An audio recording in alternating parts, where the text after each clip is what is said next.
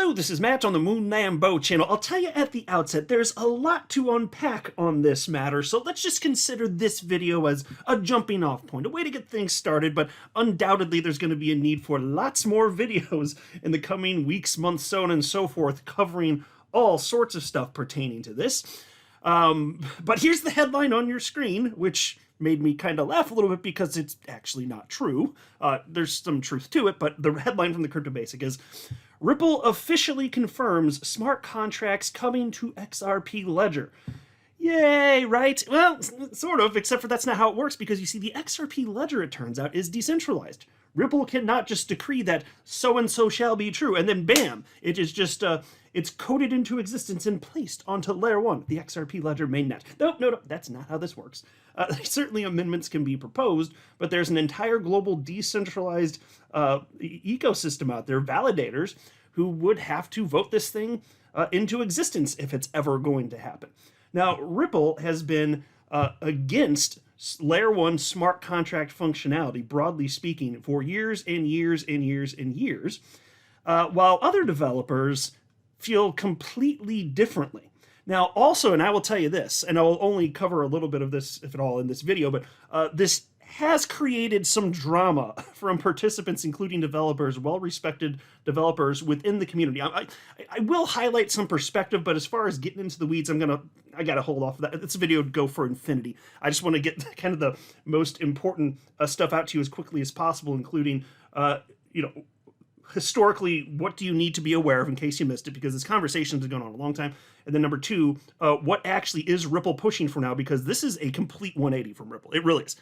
And three, and then like to what degree is this a big deal? Well, I'll tell you this, even David Schwarz has said this would probably be the most impactful thing for the XRP Ledger since inception. So yes, it would be that big of a deal. And why should anybody care in the XRP community? Well, I mean, if you're like most people, you want your XRP holdings to be worth more, right? I mean, let's be real. That's most of us out here, and that's fine. There's nothing wrong with that. Well, one of the factors, if you just look at what chains have had success, well, it's those, in part, a major factor can be development activity. And that's kind of, I think it's intuitive as far as understanding why. There's more activity, people believe these chains make sense, and as a result, money chases that. Sure, that's fine. And of course, that's not the only thing. The XRP Ledger, to this point, of course, does not have smart contract functionality. There's been great fears of what trade-offs there might be in terms of transaction speed and cost zone and so forth. And so to this point, that's not happened. But you can have other chains that do other things quite well. XRP, let's be real, at XRP Ledger at this point, it's been around over a decade. It's very well found. It's well, I'd say global tremendous success for good reason. It's just, broadly speaking, incredible at payments. Broadly speaking, it's just fast. It just works. It's got like 99.9999999% uptime. It's incredible. It's like it's been adopted. It's found its niche.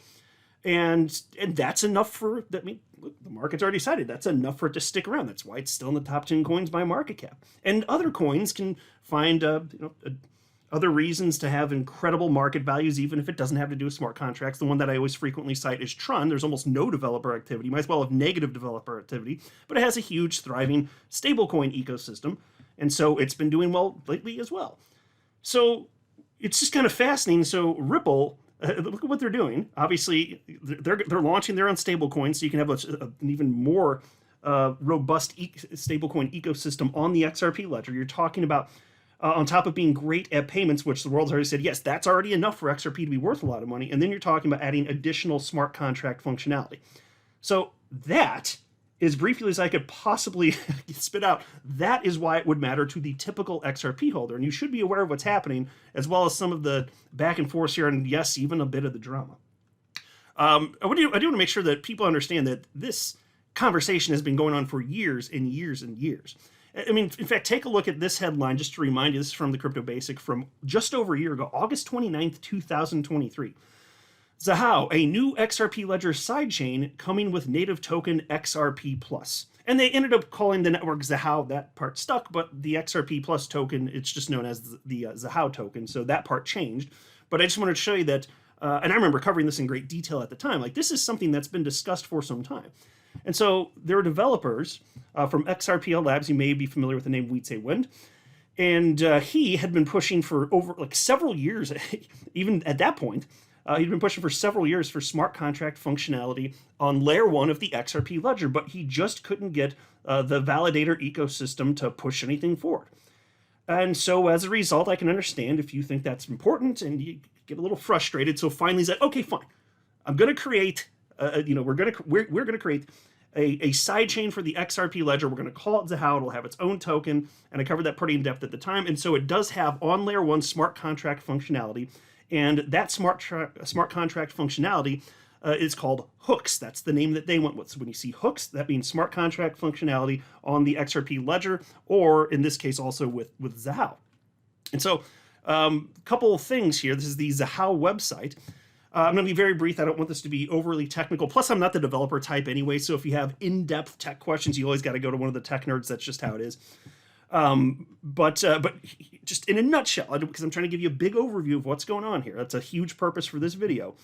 This is the Zahao website, and it explains what hooks are, and it's the same, because again, they built this for the XRP Ledger. So yes, it's on Zahao, but it was specifically built there, and then it's actually being used in the real world successfully now on Zahao. And so here's what they wrote in the documentation portion of their website. What are hooks? Hooks allow the creation of customized logic and automation within the XRP Ledger, making transactions smarter and more convenient. These small, efficient modules add custom on-ledger functionality, such as creating custom triggers for specific events on the ledger. These triggers can be used to send on-ledger actions or execute other actions in response to the specified event. Hooks are currently available on the Zahao network. And so again, the only reason Zahao exists, this whole separate blockchain, this sidechain of the XRP Ledger, the only reason is because Wind and crew could not get approval of smart contracts through the validator system on the XRP Ledger. That's it. If that had happened, this blockchain wouldn't even exist. I've read enough to know that that's his take, right? And I don't want to read, again, this whole page, but there you might have some curiosity as to, okay, even if we have smart contract functionality, if we have hooks, what can you actually do with that? And so we gave 3 real-world examples here. Here you can see they wrote some examples of specific hooks and use cases. Number 1, auto savings hook.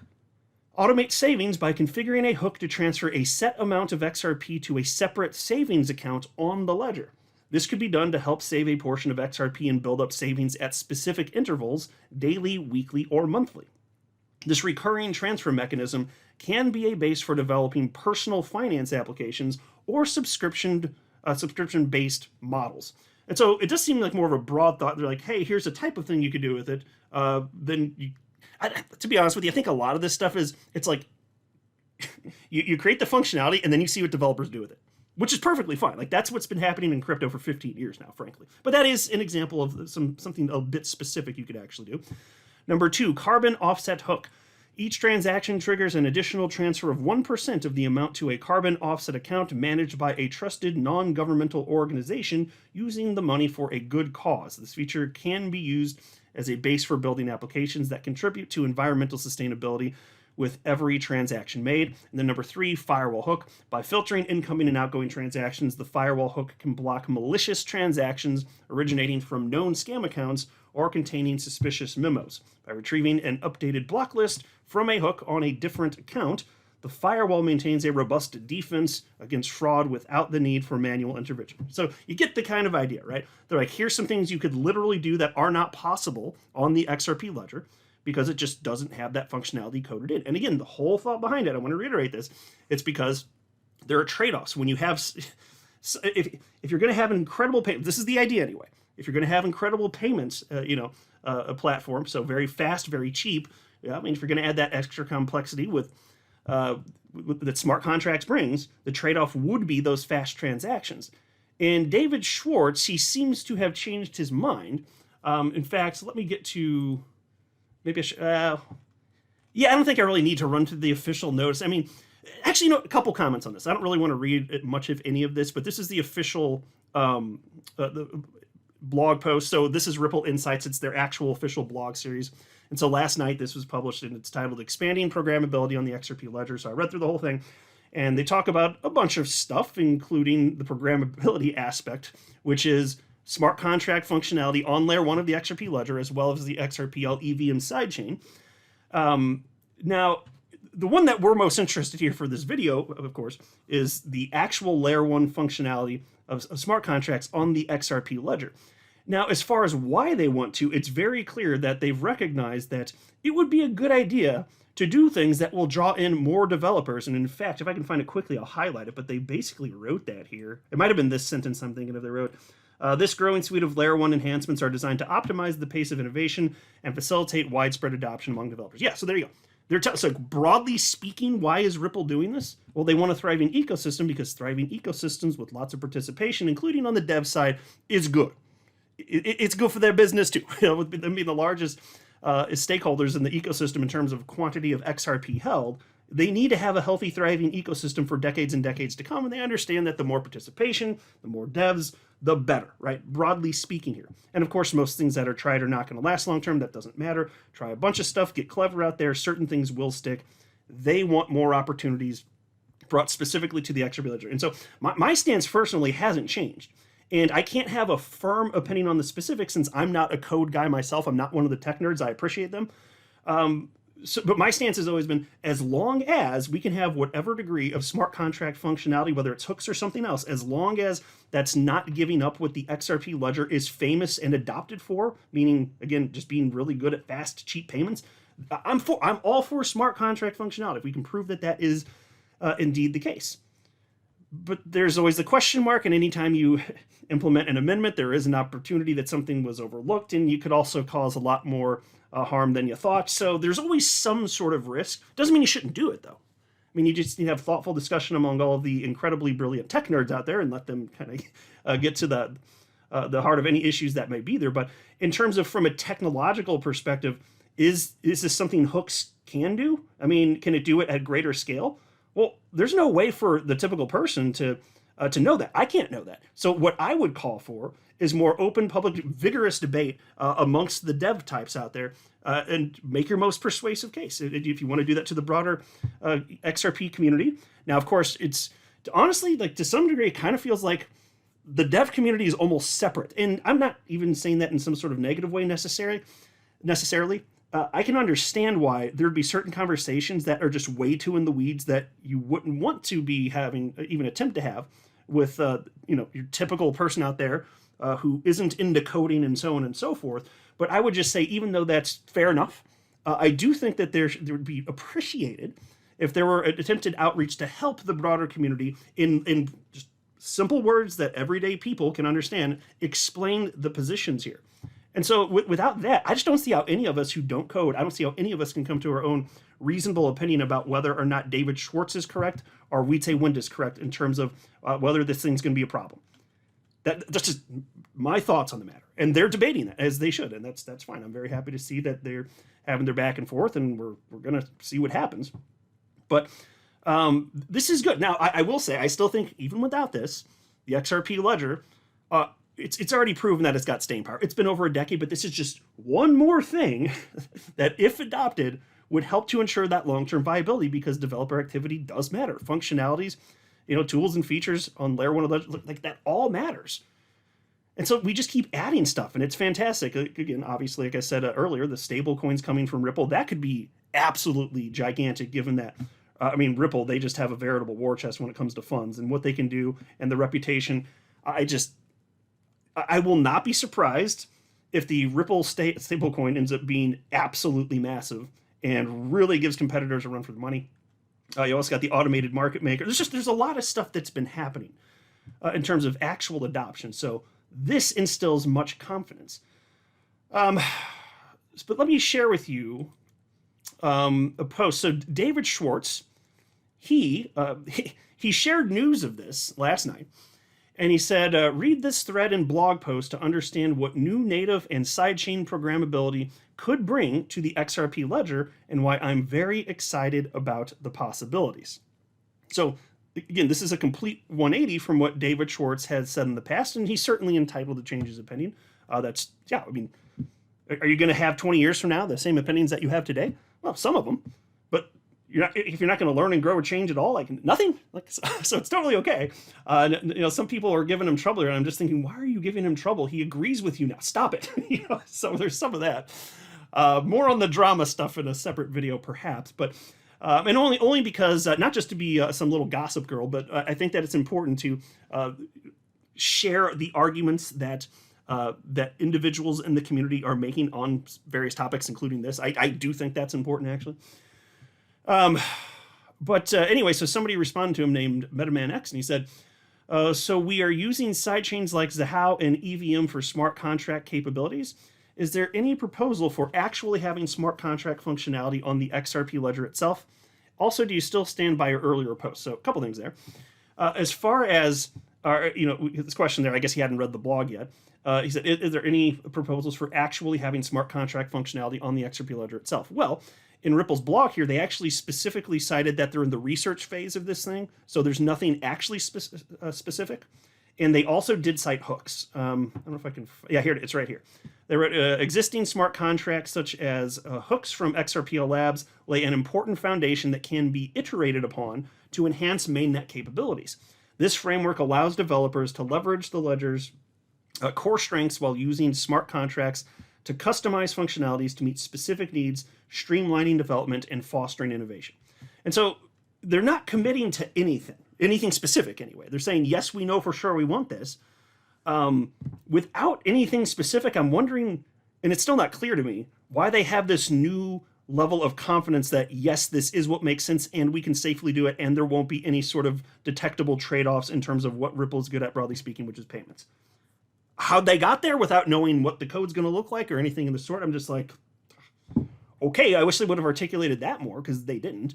And then towards the end of this thing somewhere, they were just talking about how they want to work with the community and developer community to figure out, the best path forward effectively. So maybe that is hooks, maybe it's not, or maybe it's some sort of variant of hooks. I don't know. Ripple doesn't know. Nobody knows. So I want to be clear about that as well. So anyway, and then as far as the post, though, that MetaMan X here shared from David Schwarz, this is from July of 2020. And David Schwarz, at the time, over 4 years ago, wrote the following. We were right that adding smart contracts makes a platform worse for payments. And we were right that it would introduce fee instability, performance issues, and have lots of attack surface. But obviously, Ethereum was wildly successful and for good reasons, so in that sense, we were wrong. Okay, so that's quite 180, very confident at the time, saying, well, fee instability, that would have been a problem, performance issues. And again, not clear exactly why the changes in his mind has occurred. I will say, though, that I have read, and this is not meant as a pejorative, I can't remember who wrote this, honestly, I really can't. But it was somebody was writing about what hooks actually are for the XRP Ledger, and they called it Smart Contract Lite. So perhaps whatever the feature set is, maybe it's not as robust as what you might see in other chains, but it would be sufficient that it is a game changer still. So it wasn't meant to be in a bad way. Actually, I think it was from a developer within the XRP developer community, but it's been so long, it's probably over a year since I came across that post, I just can't remember who that was. So maybe David Schwarz is thinking, okay, well, if we're doing this version and we're still calling this smart contract functionality, but it's Smart Contract Lite, who knows? Maybe he's thinking, okay, well, maybe that can work then.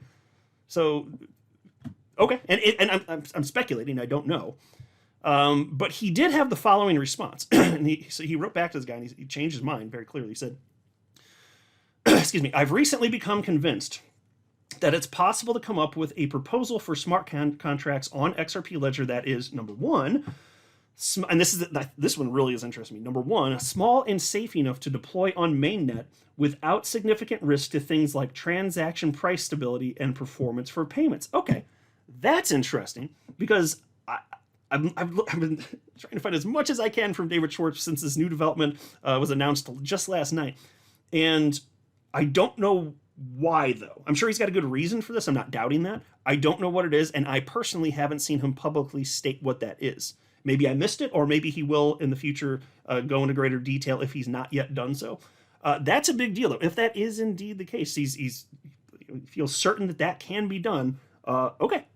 I mean, if the validator community and all the developers are on the same page, ultimately with whatever gets through, then I'll say, great, I'm glad you guys figured it out, because I'd rather have that functionality on layer 1 than not. It's just, again, a question of to what degree would there be any trade-offs. Anyway, then he says, number 2, a jumping off point for building for complex and powerful features over time, should the demand be there and the initial proposal prove itself. And number 3, sufficient to enable meaningful real-world use cases even in the first release. I'm hoping that means this isn't something that's experimented with and researched for 2 years before anything goes live, but rather something that could be deployed on a much faster timeline and still hit all 3 of the points above. One could argue that Hooks already meets all 3 of these criteria. I'm not quite convinced it meets the first, though. So that's interesting to me. David Schwarz, even to this point, because again, number 1, what did he say? He wants something that's not going to pose a significant risk to things like transaction price stability and performance for payments. And then at the end, he wrapped that up by saying, one could argue Hooks already meets that criteria, but he says he's not quite convinced. So that's fascinating. And this is the reason that there's so much more that could be said on this. And so that's why I'm just going to have to section off the rest into a separate video. I'm already over 20 minutes in this thing. This is not intended to be the end-all be-all of material that can be discussed on this topic, right? That's not how this works. So it's interesting, though, because Zahao is using Hooks, and they're using it successfully. So I can only speculate that means that even though it's been successful for a year on Zahao, that I think it's speculation, but I'm guessing that one of the things that might be concerning David Schwarz would have to do with scalability. There are way more transactions on the XRP Ledger than Zahao, obviously. It's been around for, again, over a decade. So it does make me wonder, what is it specifically about Hooks, which is already live in a separate blockchain, Zahao? What is it about Hooks that he thinks, that may not work? Because again, specifically he cited number 1. Number 1, again, significant risk to things like transaction, price stability, and performance for payments. And I would certainly agree, and I would hope that all of us would, that those are, if we can't have that, it's a non-starter. If we can't continue to have stability, the price stability, and everything that makes XRP great for payments, if we can't have that, there's nothing to discuss then. Because that is crucial. The world is deciding that they're screaming, look at how people are investing. The world of speculators agrees with the developers that have come to the conclusion that is of paramount importance. We can't give that up. So We'd Say Wind is convinced that no, it already works. Here it is. Here's the proof. And then David Schwarz is like, not so fast. I'm not sold on it yet. Which is why, again, typical person like me and most of you listening, how do we know? We're not the people coding this. I need them to explain why in simple terms that we can all understand. And I'm going to keep watching for them. And anytime they do, I'm happy to continue covering this on the channel. I will. But at this point, I don't know who's right. How could I? There's no reasonable way that I could or the typical person could. All I know is that I don't want to screw up what XRP and the XRP Ledger is globally famous for at this point. Let's not mess that up, okay? Because that will impact all of us XRP holders, even if we're just speculators. It's going to hit all of us if it's not good. We don't want that. So we'll see what happens, but this is not something that's going to be happening anytime soon. You will have the XRPL EVM sidechain up soon. I think the blog mentioned it was within the next maybe couple months or so, something like that. But that'll be soon. But as far as any sort of change on layer 1, my God, it seems like it's pretty far away. I don't know what that means, but again, even Ripple's like, yeah, we're in the research phase of this, which is also interesting because Hooks is outside of the research phase. So it makes me think maybe they're not such fans of Hooks, especially with what David Schwarz just wrote there. Trouble in paradise, my friends, trouble in paradise. So again, lots more to talk about, and crypto media already picked up on this, and they're already writing articles about kind of the drama as a result of this. But I think it's really, frankly, you can call it drama, but it's just, what I'm seeing is vigorous discussion. There is discussion. I'm not seeing a lot of unreasonable, petulant children whining. It's people with thoughtful discourse, reasonable questions. That's what I've mostly seen. But you can tell that there's some passion behind this stuff, and that's good. You want that. You want that, especially from developer types. Of course, they're building stuff. So there's definitely more to say. I'm just going to hold off the rest for a future video on this, but there's a lot. I want to share with you what Wietse Wind had to say in response to all of this. I want to share with you what David's response to that is. But again, now we're 25 minutes in.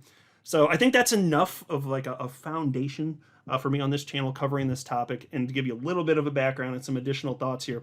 But yes, this would be a big deal. If this is safe and it gets approved and the validators say it makes sense and the developer community says, yes, this makes sense, and it all goes through, this is a big deal. This is one more thing that will absolutely be of notable importance in terms of ensuring the long-term viability of XRP and the XRP Ledger. And I'll tell you what, I know what I hate, and I don't hate that. I'm not a financial advisor. You should not buy or sell anything because of anything I say or write. That would be a very, very, very bad idea. Until next time, to the moon, Lambo.